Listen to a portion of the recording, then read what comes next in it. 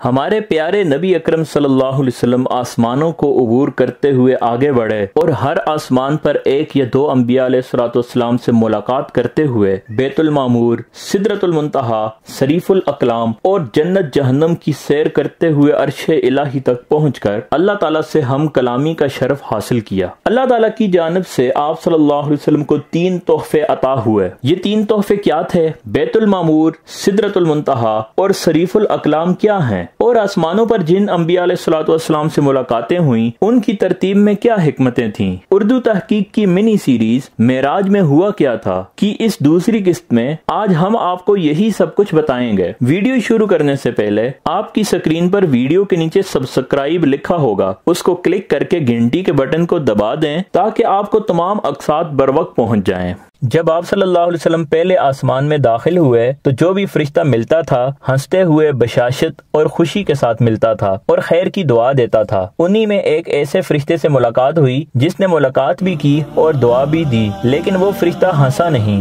آپ صلی اللہ علیہ وسلم نے جبریل علیہ السلام سے پوچھا کہ یہ کون سا فرشتہ ہے؟ انہوں نے جواب دیا کہ یہ مالک ہے جو دوزخ کا داروغہ ہے۔ یہ اگر آپ سے پہلے یا آپ کے بعد کسی کے لیے ہنستا تو آپ صلی اللہ علیہ وسلم کی ملاقات کے وقت آپ کے سامنے اسے ہنسی آ جاتی۔ یہ فرشتہ ہنستا ہی نہیں۔ آپ صلی اللہ علیہ وسلم نے حضرت جبریل علیہ السلام سے فرمایا اس فرشتہ سے کہیے کہ مجھے دوزخ دکھائے۔ جبریل علیہ السلام نے اس سے کہا کہ یا مالک، محمد صلی اللہ علیہ وسلم کو دوزخ دکھاؤ۔ اس پر اس فرشتہ نے دوزخ کا ڈھکن اٹھایا جس کی وجہ سے دوزخ جوش مارتی ہوئی اوپر اٹھ آئی۔ آپ صلی اللہ علیہ وسلم نے فرمایا اے جبرائیل، اس کو کہیے کہ دوزخ کو اپنی جگہ واپس کر دے۔ چنانچہ جبرائیل علیہ السلام نے اس فرشتہ سے کہا کہ اس کو واپس کر دو۔ فرشتہ نے اسے واپس ہونے کا حکم دیا جس پر وہ واپس چلی گئی، جس پر اس نے ڈھکن دے دیا۔ پھر آپ صلی اللہ علیہ وسلم دوسرے آسمان پر تشریف لے گئے اور اسی طرح جبریل علیہ السلام نے دروازہ کھلوایا۔ جو وہاں کا دربان تھا اس نے دریافت کیا کہ تمہارے ساتھ کون ہیں؟ جبریل علیہ السلام نے کہا کہ محمد صلی اللہ علیہ وسلم ہیں۔ اس فرشتے نے کہا کیا بلائے گئے ہیں؟ جبریل علیہ السلام نے کہا ہاں۔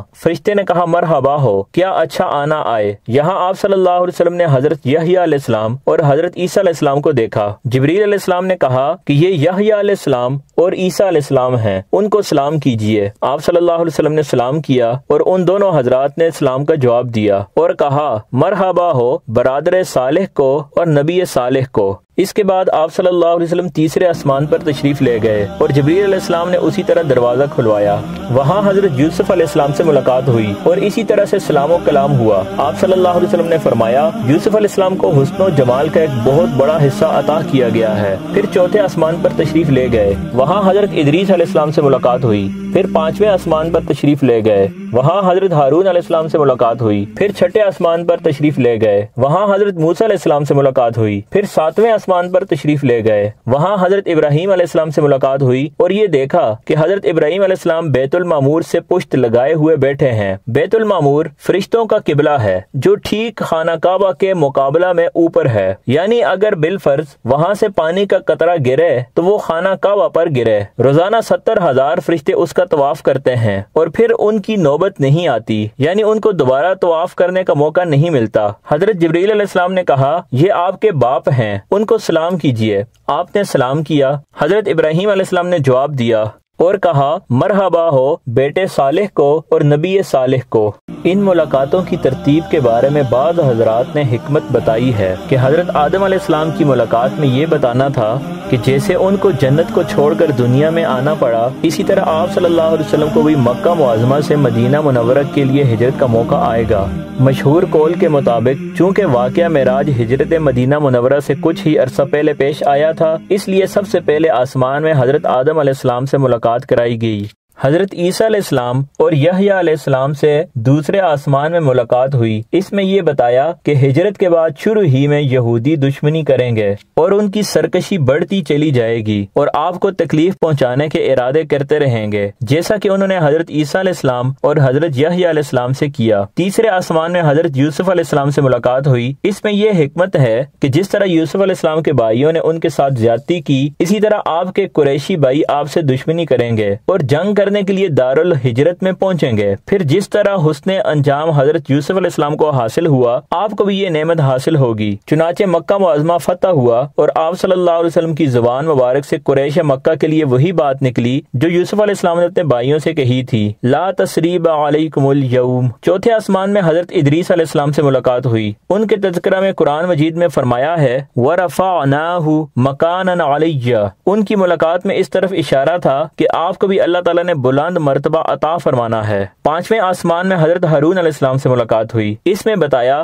کہ جیسے حضرت ہارون علیہ السلام کو ان کی قوم نے اذیت دی، پھر وہ اپنی قوم میں محبوب ہو گئے، اسی طرح اپنی قوم کی ایذاؤں کے بعد آپ محبوب ہو جائیں گے۔ چھٹے آسمان میں حضرت موسیٰ علیہ السلام سے ملاقات ہوئی۔ ان کی ملاقات میں اس طرف اشارہ تھا کہ جیسے ان کی قوم نے آپ کو ستایا، اس طرح کے واقعات آپ کو بھی پیش آئیں گے۔ اس کو آپ صلی اللہ علیہ وسلم نے ایک موقع پر یوں ارشاد فرمایا، اللہ تعالیٰ موسیٰ علیہ السلام پر رحم فرمائے، انہیں اس سے بھی زیادہ ستایا گیا لیکن آپ نے صبر کیا۔ ساتویں آسمان میں حضرت ابراہیم علیہ السلام سے ملاقات ہوئی۔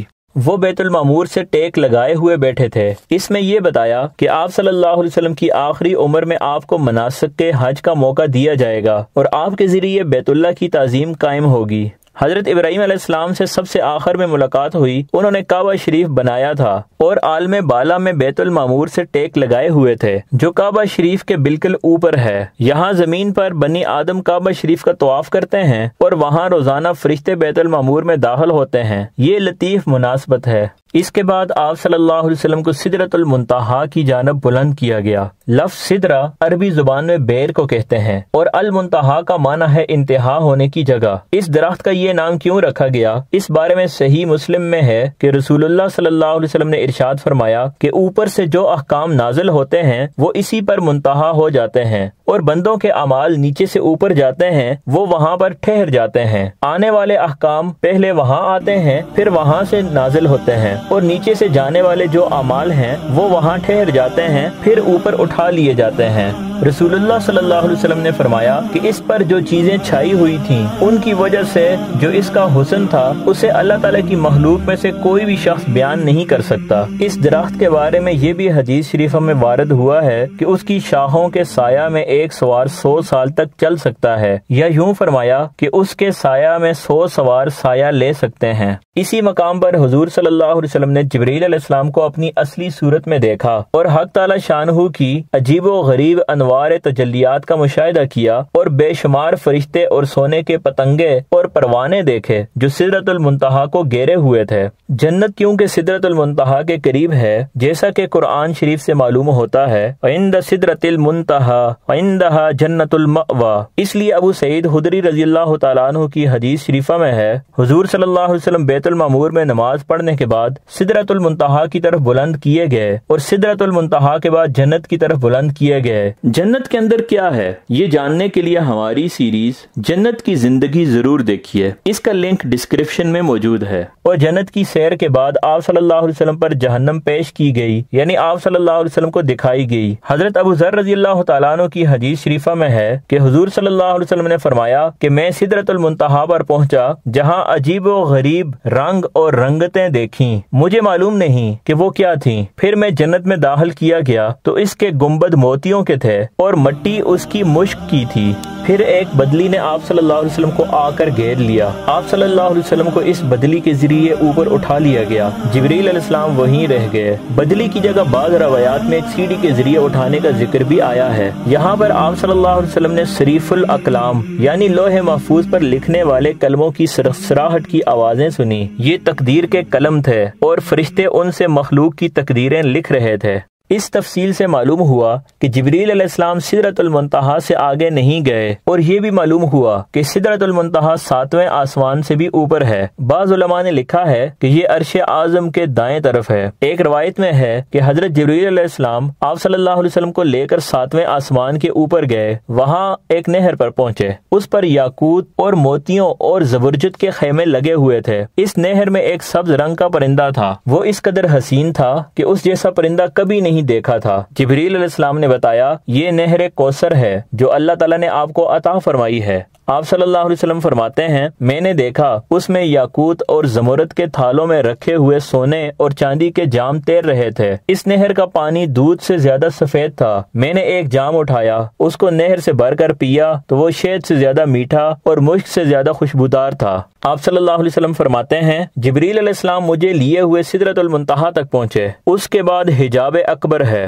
حجاب اکبر کے پاس پہنچ کر انہوں نے کہا میری پہنچ کا مقام یہاں ختم ہو گیا، اب آپ آگے تشریف لے جائیں۔ آپ صلی اللہ علیہ وسلم فرماتے ہیں میں آگے بڑھا یہاں تک کہ میں سونے کے ایک تخت تک پہنچ گیا، اس پر جنت کا ریشمی قالین بچھا تھا۔ اسی وقت میں نے جبریل علیہ السلام کی آواز سنی، وہ کہہ رہے تھے اے محمد صلی اللہ علیہ وسلم اللہ تعالیٰ آپ کی تعریف فرما رہے ہیں، آپ سنیے اور اطاعت کیجیے، آپ کلام الہی سے دہشت زدہ نہ ہو۔ چنانچہ اس وقت میں نے حق تعالیٰ شانہ کی تعریف بیان کی، اس کے بعد مجھے اللہ تعالیٰ کا دیدار ہوا، میں فوراً سجدہ میں گر گیا، پھر اللہ تعالیٰ نے مجھ پر وحی اتاری، وہ یہ تھی اے محمد صلی اللہ علیہ وسلم جب تک آپ جنت میں داخل نہیں ہو جائیں گے اس وقت تک تمام نبیوں کے لیے جنت حرام رہے گی، اسی طرح جب تک آپ کی امت جنت میں داخل نہیں ہوگی تمام امتوں کے لیے جنت حرام رہے گی۔ اس کے علاوہ اللہ تعالیٰ نے فرمایا اے محمد صلی اللہ علیہ وسلم ہم نے کوثر آپ کو عطا فرما دی ہے، اس طرح آپ کو یہ خصوصیت حاصل ہو گئی ہے کہ تمام جنتی آپ کے مہمان ہوں گے۔ اس کے بعد مجھ پر 50 نمازیں فرض کی گئیں، میں واپس آیا حتیٰ کہ موسیٰ علیہ السلام کے پاس پہنچ گیا، انہوں نے دریافت کیا کہ اپنی امت کے لیے آپ نے کیا کیا؟ میں نے کہا مجھ پر 50 نمازیں فرض کی گئی ہیں۔ موسیٰ علیہ السلام نے کہا کہ میں لوگوں کو آپ سے زیادہ جانتا ہوں، بنی اسرائیل کے ساتھ میں نے بڑی محنت کی ہے، وہ لوگ مفروضہ نمازوں کا اہتمام نہ کر سکے، بلا شبہ آپ کی امت کو اتنی نمازیں پڑھنے کی طاقت نہ ہوگی، جائیے اپنے رب سے تخفیف کا سوال کیجیے۔ میں واپس لوٹا تو اللہ جل جلالہ سے تخفیف کا یعنی کم کرنے کا سوال کیا تو اللہ تعالیٰ نے 40 نمازیں باقی رکھیں۔ موسیٰ علیہ السلام نے پھر وہی بات کہی، میں نے پھر اللہ تعالیٰ سے تخفیف کا سوال کیا تو 30 نمازیں باقی رہ گئیں۔ موسیٰ علیہ السلام نے پھر توجہ دلائی تو تخفیف کا سوال کرنے پر اللہ تعالیٰ کی طرف سے 20 نمازیں کر دی گئیں۔ پھر موسیٰ علیہ السلام نے اسی طرح کی بات کہی تو درخواست کرنے پر اللہ تعالیٰ کی طرف سے 10 نمازیں کر دی گئیں۔ میں موسیٰ علیہ السلام کے پاس آیا تو انہوں نے پھر وہی بات کہی، میرے درخواست کرنے پر اللہ تعالیٰ نے 5 نمازیں باقی رہنے دیں۔ میں موسیٰ علیہ السلام کے پاس آیا تو انہوں نے پھر وہی بات کہی، میں نے کہا میں نے تسلیم کر لیا، اب درخواست نہیں کرتا۔ اس پر اللہ تعالیٰ کی طرف سے ندا دی گئی کہ میں نے اپنے فریضہ کا حکم باقی رکھا اور اپنے بندوں سے تخفیف کر دی، اور میں ایک نیکی کا بدلہ 10 بنا کر دیتا ہوں، لہٰذا ادا کرنے میں یہ 5 ہیں اور ثواب میں 50 ہی رہیں۔ صحیح مسلم کی روایت کے مفہوم کے مطابق اللہ تعالیٰ نے آپ صلی اللہ علیہ وسلم کو 3 عطیے اور تحفے عطا فرمائے۔ نمبر 1 5 نمازیں جو پڑھنے میں 5 ہیں لیکن ثواب میں 50 ہیں، کیونکہ نماز اپنا ہر مسئلہ حل کروانے اور اللہ تعالیٰ سے براہ راست مانگنے کا بہت بڑا ذریعہ ہے۔ اسی لیے حدیث شریفہ میں فرمایا گیا ہے جس کا مفہوم ہے کہ آپ صلی اللہ علیہ وسلم کو جب بھی کوئی سخت امر پیش آتا تھا تو آپ صلی اللہ علیہ وسلم فوراً نماز کی طرف متوجہ ہوتے تھے۔ نمبر 2 سورہ بقرہ کی آخری آیات یعنی آمن الرسول سے لے کر آخر تک عنایت فرمائیں۔ ان آیتوں میں اللہ تعالیٰ کی کمال رحمت اور لطف و عنایت اور تخفیف اور سہولت اور مغفرت اور کافروں اور دشمنوں کے مقابلے میں فتح اور نصرت کا مضمون ہے۔ ان آیات میں ایسی دعا سکھلائی گئی ہے جس میں یہ تمام مضامین آ جاتے ہیں، گویا اللہ تعالیٰ نے ہم کو تلقین کیا ہے کہ ہم سے یہ دعا مانگو، ہم تمہاری یہ دعائیں اور درخواستیں قبول کریں گے۔ یہ سورہ بقرہ کی آخری 2 آیتیں ہیں۔ احادیث صحیحہ میں ان دونوں آیتوں کے بڑے بڑے فضائل مذکور ہیں۔ رسول اللہ صلی اللہ علیہ وسلم نے فرمایا جس شخص نے رات کو یہ 2 آیتیں پڑھ لیں تو یہ اس کے لیے کافی ہیں، اور حضرت ابن عباس رضی اللہ تعالیٰ عنہ کی روایت میں ہے کہ رسول اللہ صلی اللہ علیہ وسلم نے فرمایا اللہ تعالیٰ نے یہ 2 آیتیں جنت کے خزائن میں سے نازل فرمائی ہیں جس کو تمام مخلوق کی پیدائش سے 2000 سال پہلے خود رحمان نے اپنے ہاتھ سے لکھ دیا تھا۔ جو شخص ان کو عشاء کی نماز کے بعد پڑھ لے تو وہ اس کے لیے قیام اللیل یعنی تہجد کے قائم مقام ہو جاتی ہیں۔ اور مستدرک حاکم اور بہقی کی روایت میں ہے کہ رسول اللہ صلی اللہ علیہ وسلم نے فرمایا کہ اللہ تعالیٰ نے سورہ بقرہ کو ان 2 آیتوں پر ختم فرمایا ہے جو مجھے اس خزانہ خاص سے عطا فرمائی ہیں جو عرش کے نیچے ہے، اس لیے تم خاص طور پر ان دونوں آیتوں کو سیکھو اور اپنی عورتوں اور بچوں کو سکھاؤ۔ इसी लिए हजरत फारूक आजम और हजरत अली रजी अल्लाह तआला अन्हुमा ने फरमाया है कि हमारा ख्याल ये है कि कोई आदमी जिसको कुछ भी अक्ल हो वो सूरह बकरा की इन दोनों आयतों को पढ़े बगैर न सोएगा। तीसरा अतिया आप सल्लल्लाहु अलैहि वसल्लम को ये अता किया गया कि इस कानून का भी ऐलान किया गया कि जो शख्स आप सल्लल्लाहु अलैहि वसल्लम की उम्मत में अल्लाह ताला के साथ किसी को शरीक न ठहराएगा, अल्लाह ताला उससे कबीरा गुनाहों को दरगुजर फरमाएंगे। मतलब ये है कि कबीरा गुनाहों की वजह से हमेशा अजाब में न रहेंगे बल्कि तौबा से माफ हो जाएंगे या अजाब भुगत कर छुटकारा हो जाएगा। सिर्फ काफिर और मुशरिक हमेशा दोज़ख में रहेंगे। अगली किस्त में हम आपको बताएंगे कि वाक़या मेराज की सबसे पहले तस्दीक किसने की और मुशरिकीन मक्का को वाक़या मेराज के बरहक होने के मनमाने सबूत क्या मिले और आइंस्टाइन की थ्योरी ऑफ रिलेटिविटी वाक़या मेराज को कैसे साबित करती है। ये जानने के लिए कि जन्नत की जिंदगी कैसी होगी यहाँ क्लिक करें। सीरतुन नबी सल्लल्लाहु अलैहि वसल्लम शुरू से देखने के लिए यहाँ क्लिक करें और ये जानने के लिए कि माइकल हार्ट ने आप सल्लल्लाहु अलैहि वसल्लम को मुतासिर कुन शख्सियात में पहला दर्जा क्यों दिया, यहाँ क्लिक करें। स्क्रीन को स्क्रॉल डाउन करके सबसे नीचे जाकर कमेंट करना मत भूलिए और इस वीडियो को दोस्तों के साथ जरूर शेयर कीजिए कि कुछ पता नहीं कि किसकी जिंदगी बदल जाए।